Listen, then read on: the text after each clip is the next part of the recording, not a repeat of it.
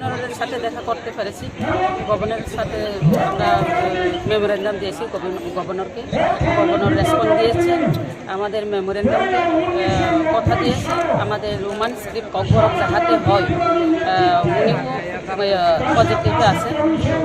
উনি বলেছেন 3-4 দিনের মধ্যে মুখ্যমন্ত্রীর সাথে কথা বলবেন।